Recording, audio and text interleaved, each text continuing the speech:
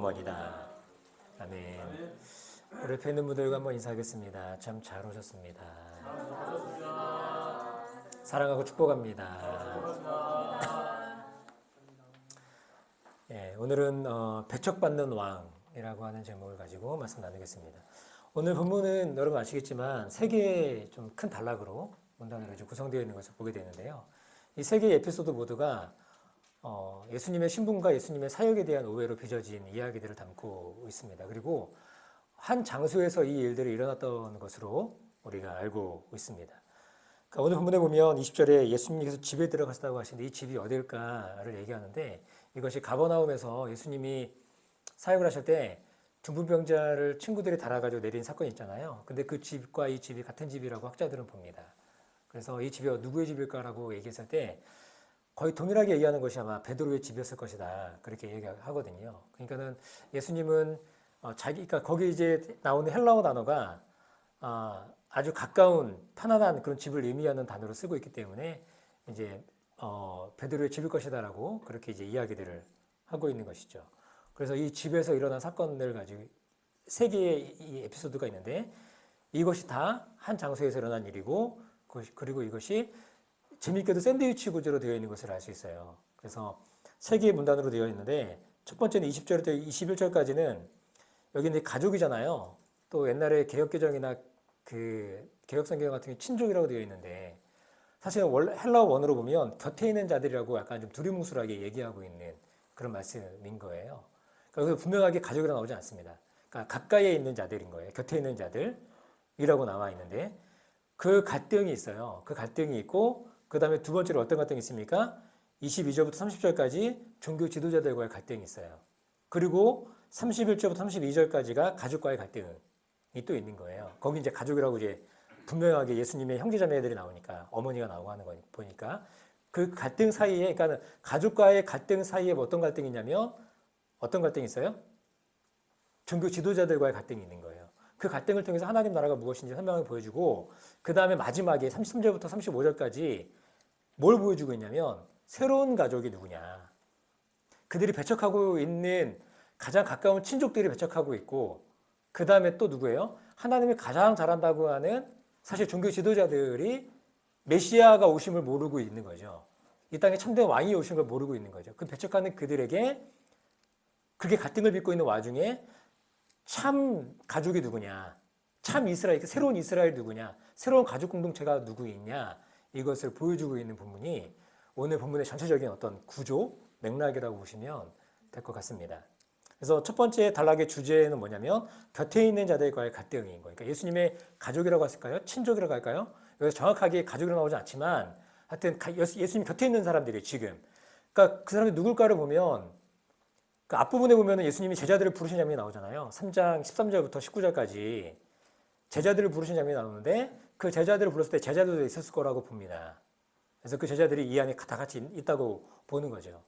그래서 가까이 있는 자들과 어떤 갈등 관계가 있는지를 보여주는 거예요. 그래서 오늘 본문에 보면 예수님이 이제 집에 들어가셨는데 사람들이 너무나 많이 몰려오는 거잖아요. 진짜 많이 몰려와서 예수님과 그 일행이 식사를 할 겨를조차 없는.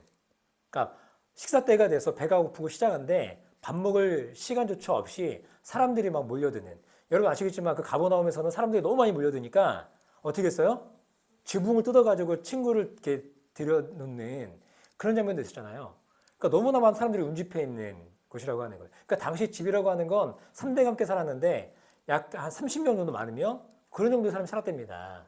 그러니까는 이 당시에 많은 사람들이 몰려왔다는 거는 그 이상의 많은 사람들, 우리 교회도 그 정도 사람이 좀 몰리면 좋을 것 같긴 한데, 그러니까 그렇게 사람들이 많이 몰려온 거예요. 그러니까 사실은 그 정도 인원을 넘어서 더 많은 인원들이 많이 왔겠죠, 진짜. 그래서 식사할 겨를조차 없는 그 모습인 겁니다. 여러분 이유가 뭡니까? 사람들이 예수님에게 보였던, 사람들이 예수님에게서 보았던 그 능력이라고 하는 것이 이전에 보지 못했던 전혀 새롭고도 강력한 예수님의 능력을 이들이 경험했기 때문인 것이죠. 여러분 마가복음 이제 보면 계속 묵상해 봤으면 알겠지만 뭐 중풍병자를 고치는 것뿐만 시작해서 그 다음에 손 마른 사람 고치는 것부터 시작해가지고 이제는 그 이후 보니까 예수님이 이제는 정말 아침부터 저녁까지 일하시는데 수많은 사람들이 몰려오잖아요. 병든 사람들뿐만 아니라 귀신 들린 사람들까지도 다 예수님이 상대하고 있는, 그들을 치유해주고 있는 그 장면이 나오거든요. 그러니까 지금까지 보지 못했던 새로운 선지자를 이들이 본 거예요. 그러니까 그들의 시각으로는 이전에 보았던 선지자라고 불리는 사람들은 어때요? 제한적 능력을 가지고 있었습니다. 예를 들어 새로운 지식을 가르친다든지 아니면 특정한 병을 낫게 한다든지, 그러니까 예수님처럼 어떤 토탈 서비스를 해준 게 아니에요. 어떤 제한적인 능력을 가셨단 말이에요. 그런데 예수님의 능력은 차원이 다른 능력이었던 것이죠. 누구든지 예수님에게 가기만 하면 병이 치료가 됩니다. 모든 어려움이 해결이 돼요. 사실은 예수님이 병을 치료해 주신 것은 병만 치료해 주신 게 아니죠. 그 당시 보면은 나병 환자 같은 경우에는 공동체에 못 들어가잖아요. 그리고 우리가 다음 주에 볼 건데 헐리뽕 앓은 여인들도 여러분 당시에 율법에 의하면 피를 흘리는 여인은 어떻게 합니까? 부정한 사람 아니에요? 공동체에 못 있습니다. 근데 그가 예수님에게 용기를 내서 가까이 왔고 만졌어요. 만지면 만짐 나간 사람도 부정하게 되는 것이거든요. 그럼 그 사람도 진영 밖으로 나가야 되는 거예요. 공동체를 떠나야 됩니다. 그래서 7일인가 정도 이렇게 있다가 정결 예식을 취하고 나서 돌아와야 되는 거 아닙니까? 근데 예수님은 그 여인의 병을 고쳐주실 뿐만 아니라 그 여인의 사회적 지위도 다 회복시켜 주신 거예요, 사실은. 공동체에서 단절된 삶을 공동체가 받아줄 수 있는 삶으로 전환시켜 주신 그 하나님 놀라운 치유함이 있는 거죠, 사실은 그 안에는. 이전에 듣고 보지 못했던 그 놀라운 그 역사를 이들이 보고 있는 겁니다. 게다가 이전에 들어보지 못한 강력한 설교가 있었어요. 그러니까 사람들은 어떻게 해서든 예수님에게 나아가서 병을 고침받고 또 그리고 그들 가운데 있는 정서적인 문제 또는 귀신 들림의 현상 이런 것들도 예수님에게 치유받는 그런 일들도 있었던 것이죠. 그러니까는 문제 해결을 받기 위해서 구름대처럼 그들이 몰려들었을 거라고 하는 거예요. 지금까지 여러분 유대사에서 전혀 듣지도 보지도 못한 아주 전혀 새로운 차원의 선지자가 등장한 겁니다. 그러니까 예수님의 설교와 능력은 그래서 그 당시에 잘 생각해 보세요. 유대 사회를 강력하게 흔들었을 가능성이 있습니다. 그 당시 뭐 미디어가 발달돼 가지고 우리처럼 SNS가 발달돼 가지고 막 순식간에 이런 소문들이 퍼져나가지 않았겠지만 그러나 여러분 어때요? 세례 요한 이후에 예수님의 그 사역을 많은 사람들은 주의 깊게 보았고 들었고 그리고 그 소문들이 굉장히 빠른 속도로 퍼져나갔을 가능성이 있는 거죠. 그래서 지금까지 유대 사회는 어때요? 전혀 어려움이 없다고 할 수 없죠. 친민 지배를 받고 있으니까. 그러나 나름대로의 질서와 가치관을 가지고 잘 유지되어 왔습니다. 특히 어떤 영역에서요? 종교적인 영역에서. 자기 나름대로의 그런 종교적인 그런 영향력들을 가지고 특히 종교 지도자들은 자신들의 이권을 공고히 세워가는 그런 모습들이 있었다는 거예요. 그리고 정치적 영역에서는 갈릴리 지역에서 로마 식민 지배에 대한 폭동이 자주 일어나긴 했지만 잘 마무리가 됐습니다. 그러니까 그런 대로 유지되는 사회였던 거예요. 그런데 여러분 어때요? 갑자기 등장한 청년 예수의 가르침과 어떤 치유 사역 이런 것들이 갈릴리를 넘어서 이제는 가버나움과 갈릴리를 넘어서 전 유대 사회에 뭔가 핵폭탄처럼 뭔가 새로운 움직임이 막 일어나고 있는. 그래서 여러분 마가복음 1장 1절이 새로운 복음이었잖아요, 진짜. 그래서 로마 사회를 지배하고 있던 복음이 진짜 복음이 아니고 진짜 새로운 복음이 등장했다. 진짜 새로운 왕이 등장했다라고 하는 것을 가지고 사람들이 기대에 찬 그런 움직임들이 막 이제 일어날 때쯤이라고 하는 거예요. 여러분 예수의 치유 사역을 생각해 보십시오. 수없이 많은 사람들의 모든 병들을 치유하셨는데 병만 치유한 것이 아니라 중풍병자를 고치실 때 어떻게 했었어요? 하나님만이 하실 수 있는 놀라운 죄사함의 선포까지도 하십니다. 그러지 않으셨어요? 네가 죄사함을 받았느니라 그렇게 말씀하셨거든요. 더욱 놀라운 것은 예수님의 설교 사역인데 지금껏 들어본 적 없는 놀라운 권위를 가지고 폭발력 있는 말씀 사역을 하셨다는 것이죠. 사람들은 예수님의 가르침에 열광합니다. 점차적으로 예수님의 이 사역은 소문에 소문으로 더해서 확산될 가능성이 높은 거죠. 지금껏 종교적으로 표현했던 유대사회는 갑자기 예수 한 사람의 등장으로 인해서 혼란스러워지기 시작한 것이죠. 마치 예수님의 제자들이 나중에는 그 사도행전에 가보면 세상을 어지럽게 하는 자들이 여기까지도 왔다. 그러잖아요. 세상을 뒤흔드는 사람들이 온 거예요. 그러니까 예수님 자체의 그 사역이 그 당시 유대 사회에 정말 굉장히 놀라운 센세이션한 그런 폭발력 있는 사역이었다는 것을 우리는 잊으면 안 된다라고 하는 겁니다. 이렇게 메시아사를 감당하고 있을 때에 이제 예수의 가족들이 예수를 이제 붙잡으러 왔다고 오늘 본문에 기록되어 있는 거예요. 여기서 붙잡다라고 하는 단어는 체포하다라고 하는 단어와 똑같은 단어를 쓰고 있다고 합니다. 그러니까 세례 요한이 헤롯에 붙잡혔을 때 썼던 단어가 동일한 이 단어를 쓰고 있고요. 당시 종교 기득권을 가진 자들이 수차례 예수님을 잡으려고 하잖아요. 붙잡으려고 체포하려고 하는데 그때도 이 단어가 사용되는 것을 볼 수 있습니다. 그러니까 오늘 예수의 친족들이 예수를 붙잡으러 왔다는 것은 어떤 의미인 거예요? 이게 좋은 의도로 온 것이 아니라는 거 알겠죠? 예수의 가족도 예수를 미쳤다고 본 거예요. 그렇기 때문에 그들을 더 이상 이 문제가 더 크게 발생하기 전에 빨리 이 예수를 좀 데려다가 안정시켜야 되겠다, 그런 마음이 있었는지도 모르겠습니다. 가족들이 더욱 불안한 것이 뭐였냐면 예수 자신만이 아니라 예수를 만난 다른 사람들도 이 예수 때문에 미쳐가고 있다는 거예요. 누구든지 예수를 만나거나 말씀을 들으면 딴 사람으로 변합니다. 놀랍게도 그 대표적인 사람들이 누굽니까? 예수의 제자들이었다고 하는 것이죠. 어떤 사람은 돋보리하던 걸 때려치우고 예수 따라다니는 사람이 되어버린 거고, 또 능력을 받아 어떤 사람들 병을 고치는, 여러분 그게 다 누구예요? 예수님이 3장 13절에서 19절 제자들을 불렀을 때 그들 했던 것이 무엇입니까? 그들이 예수님 했던 사역들을 그대로 하고 있는 모습들을 보이고 있는 거예요. 즉 예수님 한 사람 때문에 온 갈릴리와 유대 사회가 난리가 난 것이죠. 예수님이 앞선 2장에 어떤 말씀하셨는지 여러분 굉장히 유명한 말씀이 있습니다. 생배 조각을 낡은 옷에 대고 깁는 사람이 없다, 그렇게 말씀하시잖아요. 왜냐하면은 새 옷이 낡은 옷을 다 잡아당기기 때문에 옷이 다 찢어버려서 나중에는 입을 수가 없게 돼버리는 거예요. 그리고 새 포도주를 낡은 가죽부대에 담는 게 없는 거죠. 왜냐하면 발효가 되는데 낡은 가죽부대에 있으면 터져버리거든요. 그러니까 예수님의 능력과 가르침 앞에 유대 사회가 어떻게 생긴 거예요? 이 표현에 의하면 찢어지는 거예요. 막. 그리고 터질 직전에까지 와버린 겁니다. 그게 바로 예수님의 사역의 모습이었다고 하는 것이죠. 여기서 한 가지 알 수 있는 것은 이 당시도 그렇지만 지금도 마찬가지로 사람들은 결코 새로운 생배 조각이나 새로운 포도주를 원하지 않는다고 하는 사실인 거예요. 저는 개척을 하고 제가 하나님 나라 복음으로 설교하고 복음을 전하고 우리가 뭐 풍산 초청기를 하고 그러면 저는 사람들이 많이 올 거라 생각했어요. 야, 이제 듣지 못한 복음이다. 그리고 교회에 대한 고민이 많은 사람들이라든가 아니면 교회에 대해서 새로운 어떤 의문을 가지고 있거나 그런 사람들이 오면 우리 교회 오면 참 좋겠다, 또 좋아할 것이다, 그런 기대를 했어요. 근데 놀랍게도 사람들은 여기에 대해서 별로 기대가 없다. 그리고 가정교회 하면 가정교회라는 게 도심 속의 어떤 공동체잖아요. 그 공동체를 하면 공동체 일이 보여주면 이야, 이런 놀라운 공동체가 있어? 그러면 사람들 올 거라 생각했어.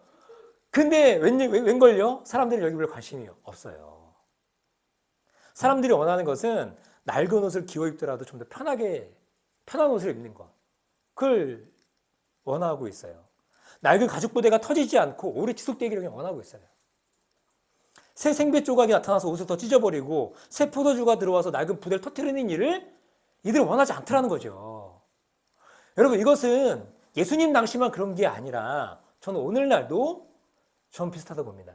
참 왕이신, 참 주인이신, 그래서 뭐라 그래요? 하나님의 아들, 메시아, 그리스도잖아요. 메시아, 복음의 시작이라고 그러는데 그 본체가 예수님인데 예수님이 왔음에도 불구하고 이 사람들의 모습, 여러분 생각해 보세요. 가장 가까운 사람이 예수님에게 가족들입니다.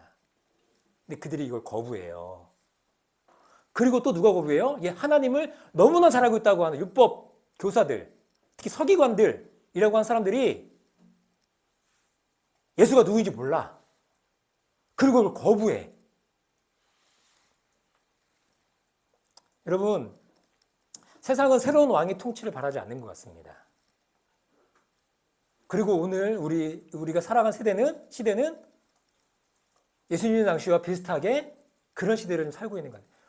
어디든 어떤 시대든 이 복음을 받아들인다는 건 정말 쉬운 일은 아닌 것 같습니다. 왜냐하면 왕을 바꿔야 되거든요. 자기 통치자를 바꿔야 되거든요. 여러분의 통치자 누굽니까? 여러분 스스로 나 자신을 이끌어가는 삶이기를 원하시는 분들이 있으십니까? 세상은 그렇게 얘기하죠. 너희 인생의 주인은 너야. 네가 원하는 대로 다 하면 괜찮아. 네가 네 인생의 주인이기 때문에. 여러분 그런 시대를 살고 있는 우리들에게 아니야. 참 왕이 있어. 인생의 주인이 따로 있어. 우리를 얘기하는 종교를 받아들이기가 쉽겠습니까? 쉽지 않죠. 이 속에서 우리가 해야 될 몫을 찾아야 된다고 봅니다. 우리의 될 몫은 2000년 전이나 지금이나 좀 동일하다고 봐요. 복음을 전하는 것입니다. 우리 여전히 동일하게 이 하나님 나라 복음을 전하는 것이에요. 그리고 새로운 통치자를 모시고 살아가는 삶이 어떤 삶인가를 우리가 보여주는 것입니다. 저는 이것이 예수님 당시에도 그렇고 오늘날에도 그렇고 우리에게 동일하게 요구되는 것이라고 봐요. 예수님 제자들이 뭐라고 합니까? 마태복음 28장에 보면 너는 모든 민족을 제자를 삼아 아버지와 아들과 성령의 이름으로 세례를 베풀고 내가 너에게 분부한 모든 것을 가르쳐 지키게 하라 말씀하신단 말이에요. 하나님 나라 복음을 전하고 회심자를 거두고 그리고 그들과 함께 공동체를 이루며 하나님 다시 오심을 소망하는 것. 저는 이것이 그 당시 제자들에게 뿐만 아니라 오늘날 우리들에게도 필요한 삶의 방식이라고 봐요. 여러분, 세상은 오늘날 여전히 그렇게 가장 가까운 친족들 그리고 예수님을 정말 잘 알 것 같은 사람들이 예수님을 거부하고 있는 모습인 거죠. 우리는 안 그렇습니까? 이런 시대를 살아가는 우리들에게 필요한 것은 저 이런 삶의 자세가 아닌가 싶어요. 여전히 우리는 복음을 전하는 것이죠. 그리고 루터가 얘기하는 것처럼 복음을 가끔 말로 전하는 거예요. 그러니까 우리의 삶에 우리의 복음을 전하는 진짜는 뭐예요? 우리의 삶을 통해서 하나님이 어떤 분이신가를 드러내는 것이죠. 이게 쉽지 않습니다. 우리 가정교회 하면서도 이야기 나누고 하는 거지만 실제적으로 우리의 삶 가운데 적용을 해서 하나님의 통치와 왕되심을 드러내는 삶을 산다는 것은 여간 어려운 일이 아닌 것 같아요.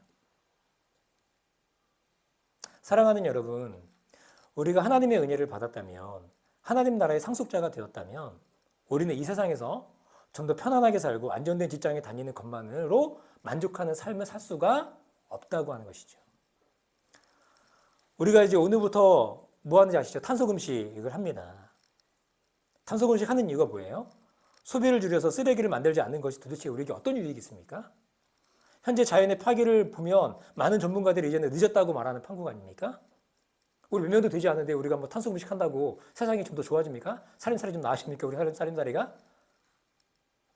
저기 용구가 자주 얘기하는 거지만 미국 놈들, 미국 사람들 해야 되나? 쓰레기 아무렇게나 막 버리고 있어요. 진짜 말도 안 되게. 분리수거가 어디 있어요. 그렇게 하고 있는데 우리가 그렇게 한다고 그게 무슨 의미가 있느냐라고 하는 거예요. 그러나 여러분, 우리가 한 가지 아는 것은 새로운 왕이 등장했다는 것입니다. 우리가 그 사실을 믿는다고 하는 거예요. 로마의 복음, 자본의 복음이 지배하는 세상이 말하는 이 복음이 진짜가 아니라 우리의 진정한 왕, 그리스도가 다스리시고 통치하시며 결국에는 이 모든 것들을 전국에는 회복시키실 것이다 라고 하는 것을 우리는 믿는다라고 하는 거예요. 그러하기에 우리에게는 새로운 생배 조각이 필요한 것입니다.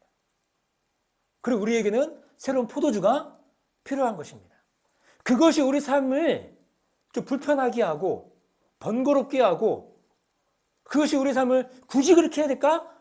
라고 하는 그런 상황 속에서도 우리 이렇게 살아갈 수 있는 존재가 된다라고 하는 것이죠. 우리는 세상과 다른 길을 걷고자 하는 것입니다. 거추장스럽고 불편하고 어리석어 보이는 짓이지만 우리의 왕이신 하나님은 오늘도 일하시기 때문에 여러분, 하나님 오늘 여전히 일하시잖아요. 우리 하나님이 이 깨진 세상을 회복시키시고자 여전히 우리 하나님 일하시고 계시는데 우리도 그 일에 동참하는 것이죠. 우리도 우리의 몫을 찾아서 우리가 해야 될 일들을 해나가는 것입니다.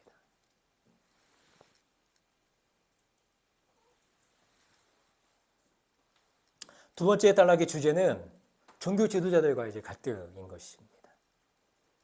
가족들의 오해와 불신 가운데 있던 예수님은 어떻게 합니까?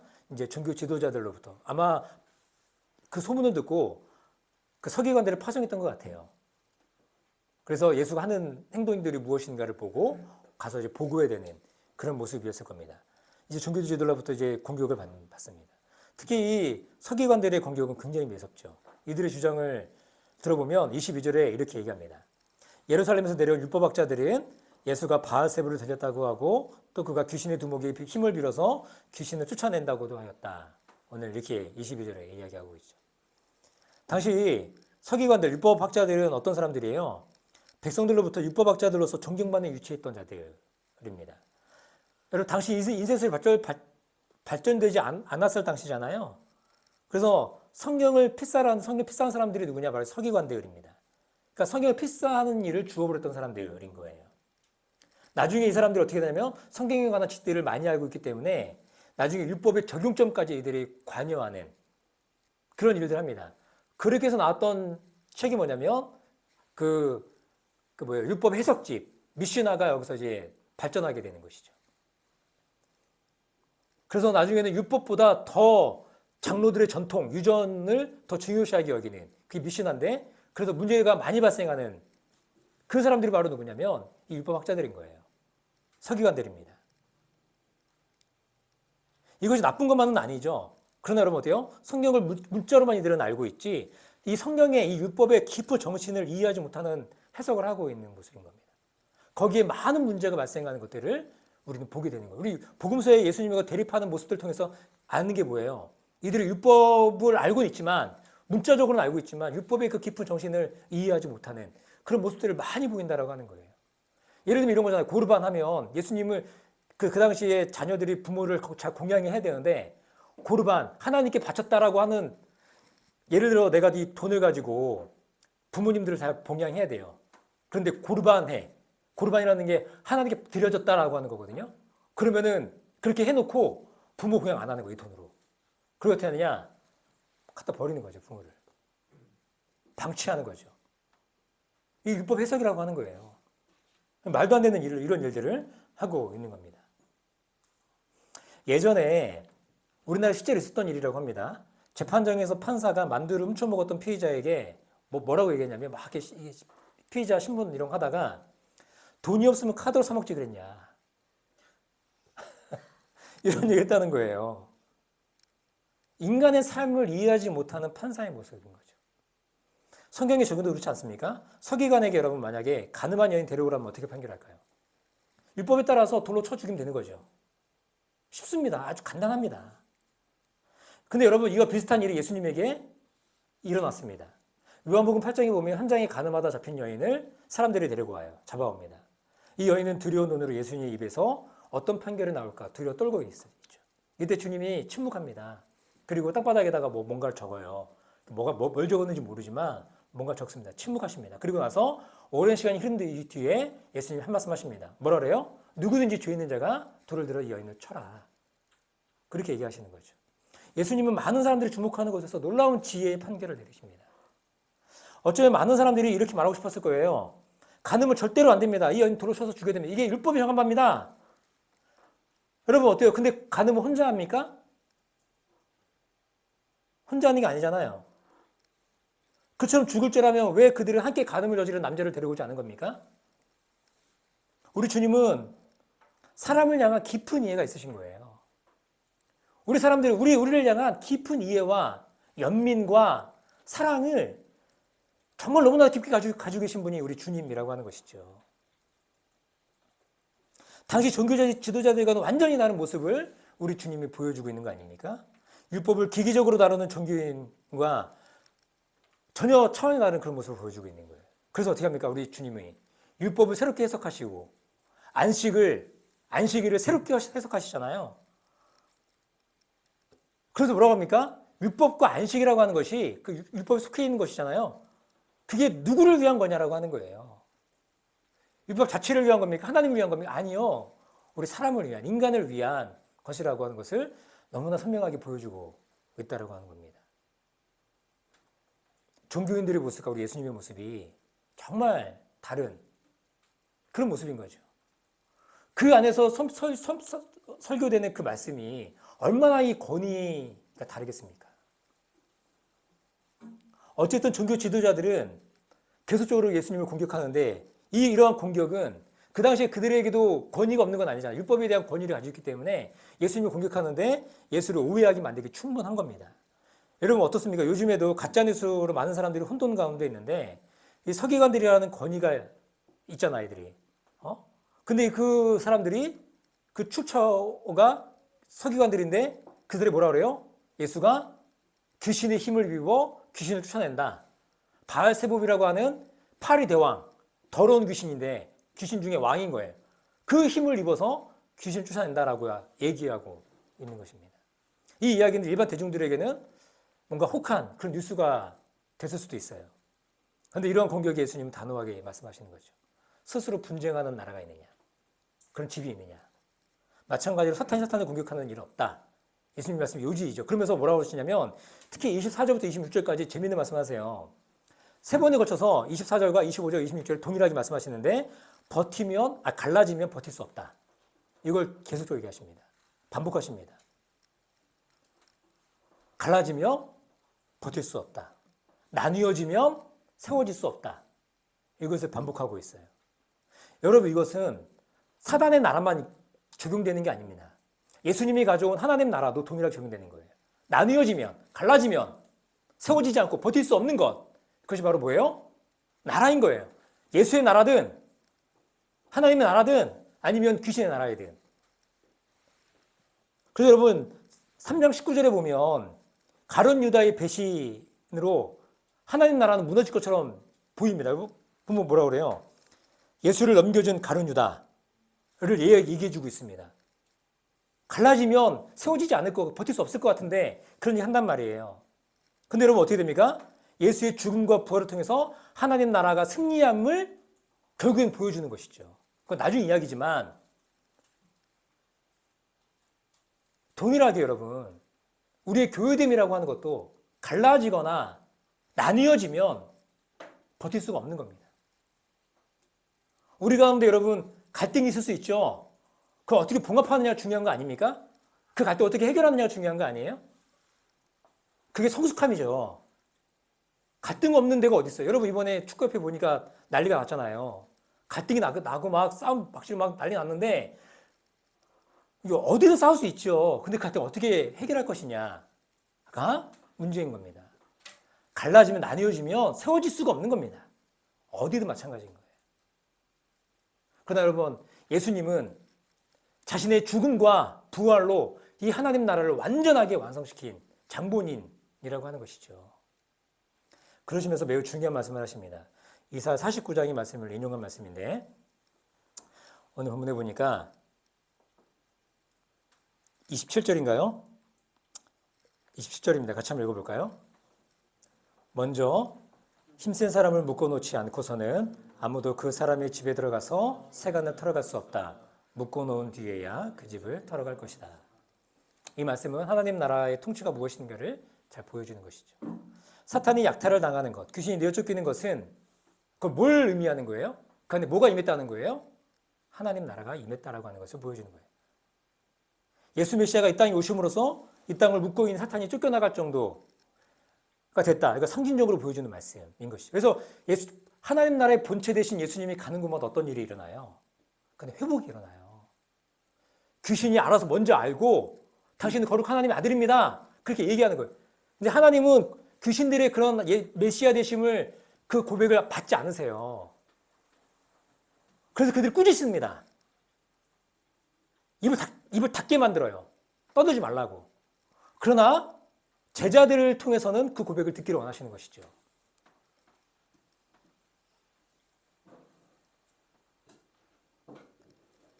그래서 예수님이 가시는 곳마다 어떤 일이 일어나냐면 하나님 나라가 무엇인가가 보여주는 거예요.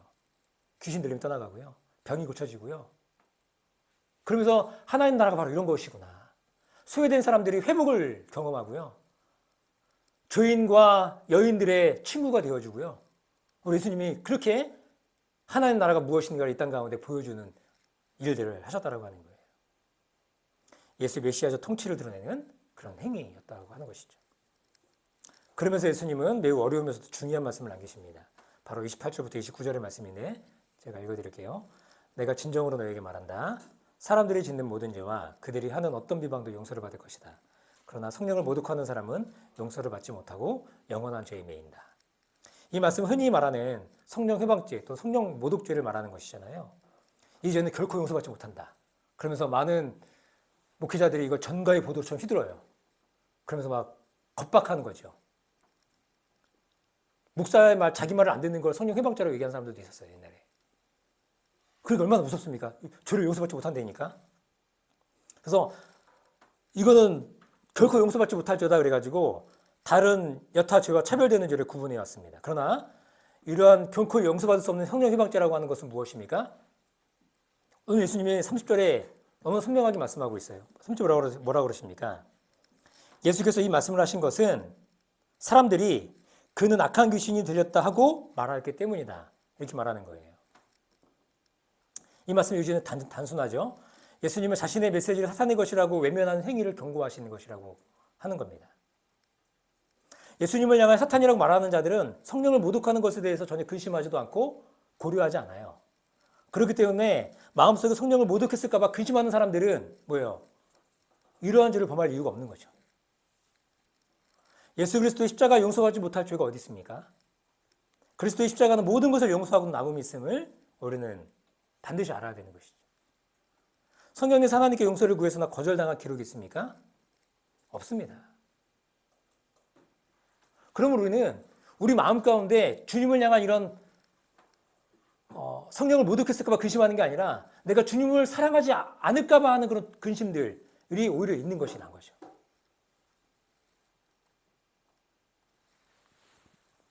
마지막 단락입니다. 이런 갈등들을 통해서 이제 보여지는 것이 바로 뭐냐면 새로운 가족 공동체가 무엇인가를 우리 주님이 이야기해주고 있는 것입니다. 다시 이제 예수의 가족이 등장하죠. 바로 예수의 어머니와 동생들로 오늘 말씀이 나옵니다. 오늘 이 말씀이 보여주는 공간적 위치가 굉장히 중요한데 이들이 예수를 찾고 부르는 공간이 어디예요? 밖이에요. 밖에 있죠. 그러나 예수의 주위에 둘러앉아 있는 무리들은 어디 있습니까? 안에 있으면서 예수와 함께 앉아 있어요. 그러니까 안과 밖은 공간적 구분이긴 하지만 공간을 넘어서 새로운 가족을 보여주는 굉장히 중요한 메타포라고 하는 것입니다. 이들은 밖에서 예수를 찾고 예수를 부릅니다. 그러나 예수의 반응은 무엇입니까? 혈연으로 맺어진 관계가 가족이 아니라 누구든지 하나님의 뜻대로 행하는 자가 바로 내 어머니요, 내 형제요, 누이다, 내 가족이다 라고 하는 것을 얘기하는 것이죠. 우리가 마가복음 1장 1절이 중요하다 그랬는데 마가복음 1장 1절에서 하나님의 아들 메시아 복음으로 불리는 예수님은 정통적인 가족관계에 매이지 않습니다. 예수에게 가족으로 가장 중요한 것은 뭐예요? 하나님의 뜻이에요. 근데 하나님의 뜻이 무엇입니까? 굉장히 애매모호하죠. 모든 사람들이 다 하나님 뜻을 행한다 그래요. 갈등 관계에 있었던 율법학자들이 정의해준 하나님의 뜻을 말하는 겁니까? 그들이 이야기한 하나님의 뜻을 많은 경우에 맞을 수 있지만 그러나 그 안에 율법에 대한 해석에 너무나 갈리는 경우가 많아요. 그걸 말하는 거예요. 예수를 따르는 것, 그것이 바로 하나님의 뜻임을 보여준다고 하는 겁니다. 이게 여러분 갈등 관계에 있다고 본다면 율법학자들이 얘기하고 정의한 하나님의 뜻이 그것이 하나님의 뜻이 아니라 예수 그 자체, 복음이신, 왕이신, 하나님의 아들이신 그 주님을 따라가는 것, 그 자체를 따라가는 것, 그것이 하나님의 뜻임을 마가복음 계속해서 보여주고 있다고 하는 것이죠. 그래서 예수님은 어떻게 말씀하십니까? 율법을 재정의 하세요. 그리고 안식 같은 경우도 안식이 무엇인가를 재정의 하십니다. 그러므로 하나님의 뜻을 행하는 자들이란 예수 그리스도의 통치와 다스리심을 기뻐하는 자들을 의미하는 거예요. 한마디로 하나님의 뜻을 행한다는 것은 하나님의 통치와 다스림을 고대하며 기대하는 것입니다. 하나님 나라 백성 되기를 소망하는 겁니다. 이들이 진정한 하늘 가족이 된다라고 하는 거예요. 이렇게 하나님 나라를 소망하는 자들이 하늘 가족, 새로운 이스라엘, 새 이스라엘이 된다고 하는 것이죠. 그런 의미에서 우리 교회가 저는 우리 공동체가 하늘 가족, 새로운 가족 공동체, 우리가 마지막에 고백하는 우리는 그리스도 안에서 새로운 가족 공동체에 속했습니다라고 할 때 그 고백이 어떤 사람들의 고백으로 세워진 고백이라고 하는 거예요? 하나님의 통치와 다스리심을 기뻐하고 하나님 나라 백성 되길 소망하고 고대하고 기다리는 그런 우리들이라고 하는 것이죠. 그러한 교회를 우리가 계속적으로 자라가고 주님과 대결하고 갈등하는 그런 모습이 아니라 주님을 소망하며 주님을 기다리며 하나님 나라를 살아내는 저와 여러분 되시기를 주님의 이름으로 축복합니다. 기도하겠습니다. 주님, 주님은 계속해서 오해받으셨고 공격받으십니다. 그러나 그런 오해나 공격에 우리 주님의 대응은 한 가지였습니다. 바로 하나님 나라의 선포인 것입니다. 가족들의 오해에도 제자들의 버림에도 주님은 자신의 통치를 따라 살아가는 자들을 기뻐하셨습니다. 그들을 하늘나라, 하늘가족으로 맞아들이셨습니다. 하늘가족으로 살아가는 자들은 용서받지 못할 죄를 범할까 고민하지 않습니다. 오히려 주님을 사랑하지 못할까 고민합니다. 주님께서 나의 모든 죄를 사해 주시는, 우리의 모든 죄를 사해 주시는 너무나 좋으신 하나님이심을 알기 때문입니다. 우리 진실한 교회 한 사람 한 사람이 이 좋으신 주님을 더욱 사랑하는 그런 모습으로 나아가기를 원합니다. 예수님 이름으로 기도합니다. 아멘.